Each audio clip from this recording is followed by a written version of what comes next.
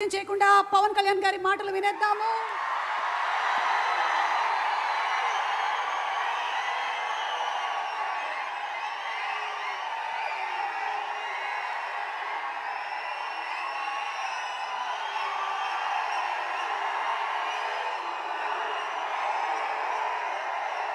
Harihara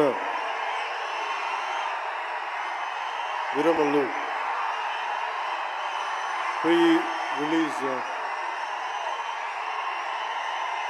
release ముందు జరిగే ఫంక్షన్కి ఇక్కడికి విచ్చేసిన మీకు,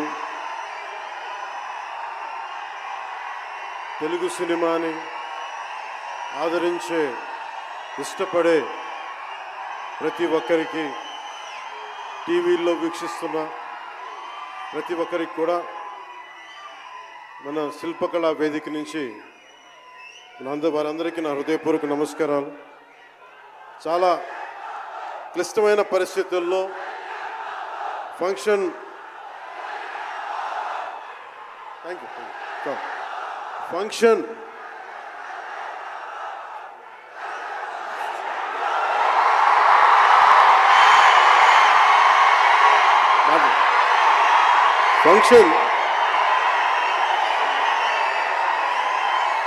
హైదరాబాద్ తెలంగాణలో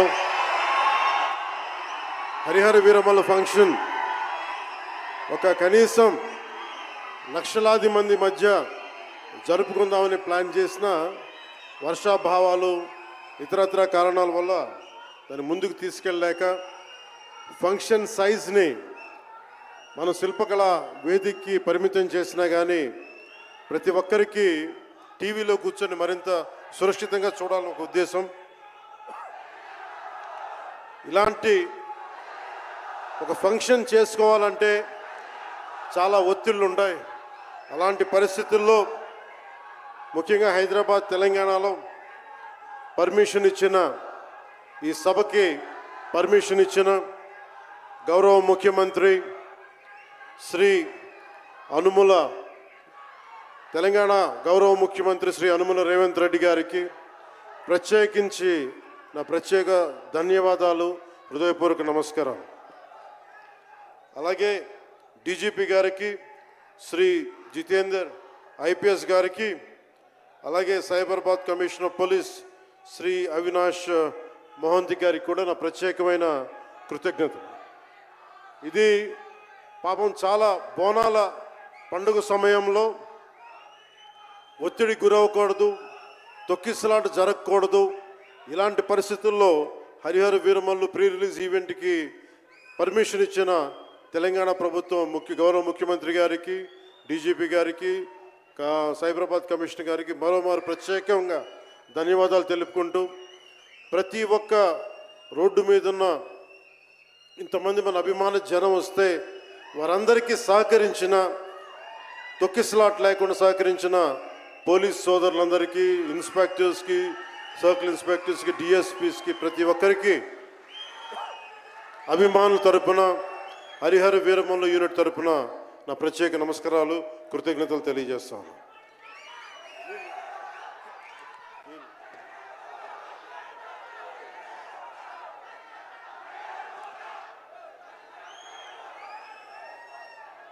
అలాగే తెలంగాణ సినిమాటోగ్రాఫర్ శాఖ మంత్రి శ్రీ కోమటిరెడ్డి వెంకటరెడ్డి గారు రావాల్సి ఉండింది, కానీ ఆయన మనకి సీఎం గారు రివ్యూ మీటింగ్ల వల్ల రాలేకపోయారు.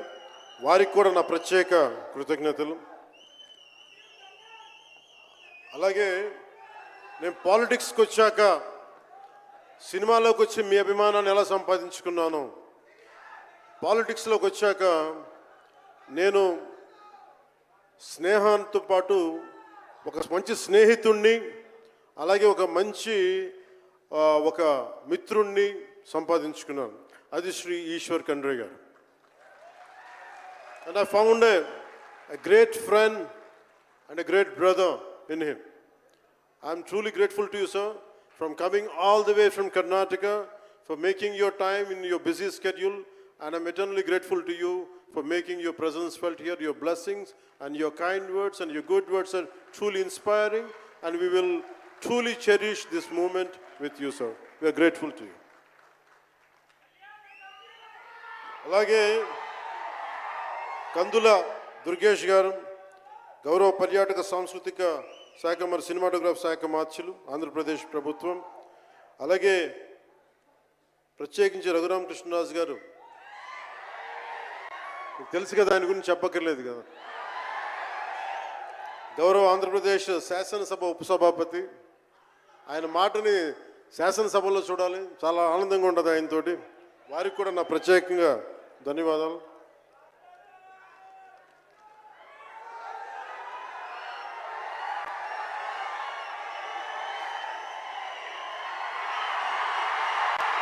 సరిగ్గా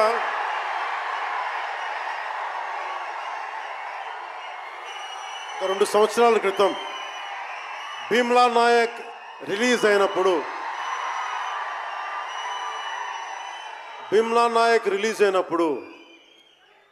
అందరి సినిమాలు 100లో ఉంటే పవన్ కళ్యాణ్ సినిమాలు 10 రూపాయలు 15 రూపాయలతో చేశారు.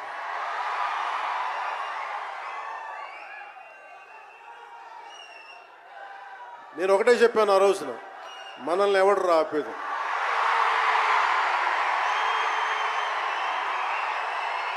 This is not about money,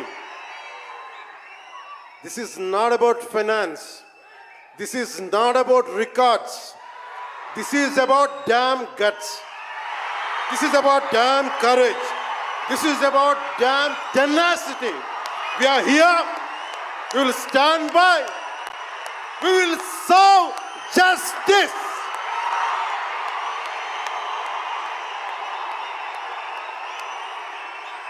Pawan Kalyan ఎప్పుడు రికార్డుల కోసం ప్రయత్నం చేయాలి. Reluctant actor. మా బ్రహ్మానందం గారు చెప్పినట్టుగా నేనేం కోరుకోలే, నేను ఒక యాక్టర్ అవ్వాలని కోరుకోలే, సగటు మనిషిగా బతుకుదామన్న ఒక్క ఆలోచన తప్ప నాలో ఏం లేదు. అలాంటిది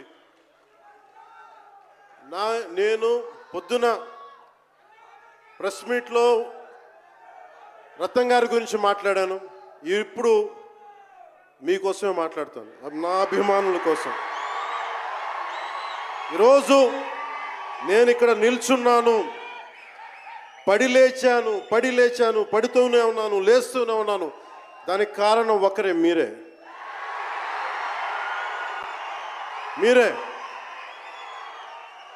పడిపోయినా, కింద పడ్డా, లేచినా, ఉన్నా, అన్నా నీ వెంట మేము ఉన్నామని.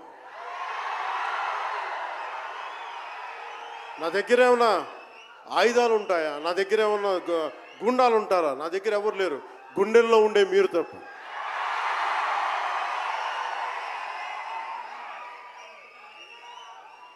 దాదాపు నేను 96లో నా మొదటి సినిమా అక్కడమ్మ ఇక్కడబ్బాయి, ఇది 2025, అంటే ఆల్మోస్ట్ 29 to 30 years, అంటే దాదాపు 29-30 సంవత్సరాలు నేను చిత్ర పరిశ్రమకు వచ్చి.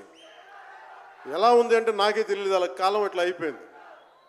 కానీ కొంత వయసు పెరిగిందేమో కానీ గుండెల్లో చావు ఇంకా చావాలి, బతికాం. ఇక్కడే సభలో సర్దార్ గబ్బర్ సింగ్ సినిమాకి మహబూబ్ నగర్ నుంచి వచ్చిన ఒక యువకుడి గురించి చెప్పాను, మన అభిమానులు ఒకటి గురించి చెప్పాను. అన్నా నువ్వేమి ఇవ్వదు, ఒక హిట్ ఇవ్వన్నా చాలని. ఆ రోజు నేను భగవంతుని కోరుకున్నాను, నా అభిమానుల కోసం, నా కోసం కాదు కానీ ఒక హిట్ ఉంటే బాగుంటుంది అని కోరుకున్నాను. అది హరీష్ శంకర్ గబ్బర్ సింగ్ వల్ల తిరిగి వచ్చింది. కానీ ఈ సినిమా చాలా డిఫికల్ట్ టైమ్స్లో చేశాను. ఇది సినిమాల మీద టెక్నీషియన్గా నేను ఉండి, ఒక నిమిషం సినిమాలు కష్టంగా ఉండి, ఒక సినిమా చేయడం ఎంత కష్టమో, సినిమా చేయడం చాలా చాలా కష్టం.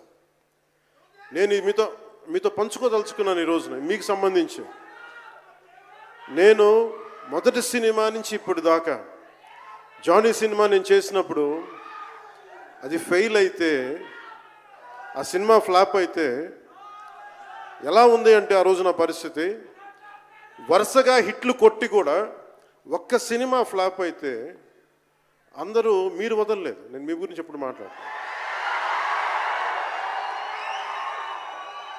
అంటే ధనం మూలం మిదం జగత్ అంటాం.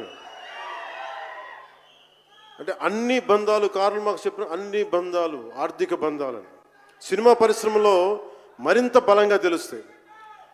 నా రెమ్యునరేషన్ ఇచ్చేసాను అని నా దగ్గర అంతమించి డబ్బులు లేవు. కానీ ఆ రోజు నుంచి ఈ రోజు దాకా ఒకటైతే మార్పు జరిగింది. నేను చిత్ర పరిశ్రమ హిట్స్, ఫ్లాప్స్ ఇవన్నీ వదిలేసి నేను ఒకటే నమ్మాను, నా అభిమానులు నాకున్నారు, నన్ను ప్రేమించేవాళ్ళు ఉన్నారు. డబ్బుకి ఎప్పుడు నేను ప్రాధాన్యత ఇవ్వాలి. నేను ఇచ్చింది బంధాలకు ప్రాముఖ్యత ఇచ్చాను. మనిషి నుంచి మనిషి బంధం. నా గుండె నుంచి మీ గుండెకి 2 గుండెల దూరం అంతే. నేను ఏమి కోరుకోలే. చాలా కష్టాల్లో ఈ సినిమా చేశాం. పేరుంది, ప్రధానమంత్రి గారి దగ్గర నుంచి అందరు తెలుసు. కానీ దానివల్ల డబ్బులు రావు. మనకి డబ్బులు వచ్చే సినిమానే రావాలి.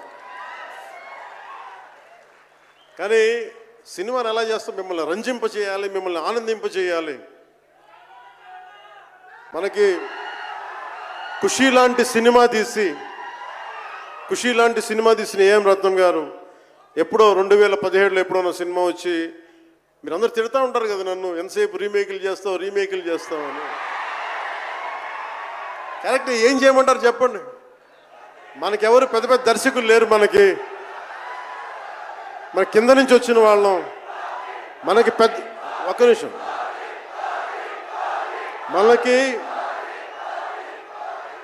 మన సినిమాలని చెప్తున్నా, ఓజీ సంతోషం, ఇది వీరా, మీకు ఈ సినిమా గురించి చెప్తాను మీకు. అంటే మనకి దర్శకులు ఎవరు లేరు. నన్ను అందరూ కూడా ఈ రీమేక్ చేస్తే వీడితో పని అయిపోతే డబ్బులు వస్తాయి, వీడికి రీమేక్ చేస్తే డబ్బులు వస్తాయి. మధ్యలో నేను చేసిన పాపం వల్ల ఒక ఫ్లాప్ తీసాను అంతే. ఆ ఫ్లాప్ తర్వాత నా గ్రిప్ రాలే మళ్ళీ ఫిల్మ్ ఇండస్ట్రీలో. మళ్ళీ నాకు నిలబడింది ఒక త్రివిక్రమ్ శ్రీనివాస్ నిలబడ్డాడు నా కోసం. ఆయన ఎవరో కూడా తెలియదు నాకు. ఎవరన్నా సక్సెస్లో వెతుక్కొని వస్తారు, అపజయాల్లో వెతుక్కొని వచ్చిన నా మిత్రుడు, ఆత్మ బంధువు త్రివిక్రమ్ శ్రీనివాస్ వచ్చి అప్పుడు జలసా తీశారు. కష్టాల్లో ఉన్నప్పుడు లేదు. అడ్వర్సిటీ రివీల్స్ ట్రూ క్యారెక్టర్ అంటారు. కష్టాల్లో ఉన్నవాడే వచ్చినప్పుడు స్నేహితుడు. అలాంటి స్నేహితుడు నాకు భగవంతుడు త్రివిక్రమ్ శ్రీనివాస్ ద్వారా వచ్చాడు. అలాగే ఎందుకు రీమేక్స్ చేశాను మీకు ఉంటుంది కదా. నా పార్టీని ఎవడు నడుపుతాడు? కొత్త కథలు తీస్తే ఎప్పుడో వెళ్ళిపోద్ది. నా భార్యని కానీ నా పిల్లల్ని కానీ ఎవరు పోషిస్తారు? నేనే పోషించుకోవాలి, దానికి డబ్బులు కావాలి, పార్టీ నడపాలి. వీటన్నిటికీ రీమేక్ అనేది నాకు కొంచెం ఈజీ దారి అయింది. సొంత సినిమాలు కొత్త సినిమాలు చేయలేక కాదు, వేరే దారి లేక. నాకు దేశం పిచ్చి, సమాజ బాధ్యత పిచ్చి, సినిమా మీద ఉన్న కరెక్టే. నేనంటే మీకు పిచ్చి. అలాంటి నేను ఒక మంచి సినిమా రావాలని కోరుకుంటే అది ఏఎం రత్నం గారి ద్వారా వచ్చింది. కోరుకున్నాడు ఆయన, నీతోటి ఒక బలమైన సినిమా తీయాలని. ఏదో ఆయన కూడా ముందు రీమేక్ వచ్చారు, అవి అటు ఇటు తిరిగి యాక్చువల్గా క్రిష్ గారి వల్ల ఈ సినిమా వచ్చింది. ముందు జాగర్లమూడి క్రిష్ గారికి మనందరం ముందుగా కరతాళ ధ్వనుల ద్వారా చాలా బలంగా తెలియజేయాలి. ఆయన ఒరిజినల్ ఫౌండేషనల్ వర్క్ మీద ఇది ముందు. వ్యక్తిగత కారణాలు, కొన్ని ప్రొఫెషనల్ రీజన్స్ వల్ల మధ్యలో ఆయన వెళ్ళిపోవాల్సి వచ్చింది. ఈ సినిమాకి 2 కరోనా వచ్చినాయి, 2 కరోనా వేవ్స్ కొట్టినాయి. దాని మధ్యలో నలిగిపోయింది సినిమా. అలాంటి సమయంలో ఒక ఆస్కర్ విన్నర్ ఎక్కడో మనం ఆంధ్రప్రదేశ్లో చిన్న బడ్జెట్లో సినిమా తీస్తే మన బడ్జెట్స్ ఎంత ఉంటాయి? 10 కోట్లు, 15. అలాంటి సినిమాల నుంచి సంగీత దర్శకత్వం వహించి మనం పెట్టే నాటు నాటు నాటు అనే పాట ప్రపంచమంతా ఉర్రూతో లూగిస్తుంది అనేది తెలియజేశారు కీరవాణి గారు. అలాంటి కీరవాణి గారు నేను ఈ సినిమాని ఎన్నిసార్లు చేసే పరిస్థితుల్లో నిజంగా ప్రతిసారి నాకు నిరుత్సాహం ఉండేది. నాకేదో నాకు తెలుస్తూ ఉంటుంది కదా, నిస్పృహ వచ్చినప్పుడల్లా ఆయన ఏదో ఒక ట్రైలర్ రిలీజ్ అయ్యేది, ఆయన మ్యూజిక్ చూస్తే మళ్ళీ ఒక ఉత్సాహం వచ్చేది, ఒక ప్రాణవాయువు నింపేది. సార్, ఈ సినిమాకి ఈ రోజున ఇంత బలంగా ఆత్మవిశ్వాసంతో ఉన్నామంటే you are the hero sir. You are the true hero sir for us. Without కిరవాణిజీస్ music this is not Harihara Veeramallu. ఈరోజు హరిహర వీరమల్ బలంగా ఉంది అంటే it's only the dedication and the kind of effort he has put into the film is truly commendable and truly admirable, sir. We are truly grateful to you, sir. మధ్యలో వారి నాన్నగారిని కోల్పోయి ఆ సమయంలో కూడా మనస్ఫూర్తిగా ఆయనకి ఆ బ్యాక్గ్రౌండ్ స్కోర్ ఇచ్చినందుకు, సొంత తండ్రిని కోల్పోయి కూడా ఇచ్చినందుకు మరోమారు వారికి ప్రత్యేకంగా కీరవాణి గారి టీంకి, కీరవాణి గారి గాయకులకి, వారి రికార్డింగ్ టీంకి, వారి ఇంజనీరింగ్ డిపార్ట్మెంట్కి, ప్రతి ఒక్కరికి నా హృదయపూర్వక ధన్యవాదాలు.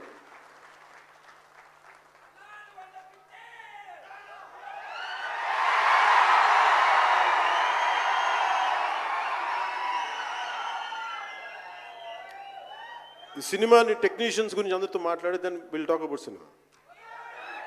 జ్యోతి కృష్ణ నాకు ఖుషీ టైం నుంచి లండన్లో చదువుకొని వచ్చాడు, film making course as a director. ఆయన సినిమాని చాలా బాగా హ్యాండిల్ చేశారు. ఎలా ఈ పరిస్థితులు ఎవరు చేయగలరు అనుకుంటా ఆయన స్టెప్ ఇన్ అయ్యి ఒక తండ్రికున్న విజన్కి కొడుకు సారథ్యం వహించి తండ్రి కొడుకుల తాలూకు ఇది ఎఫర్ట్ ఈ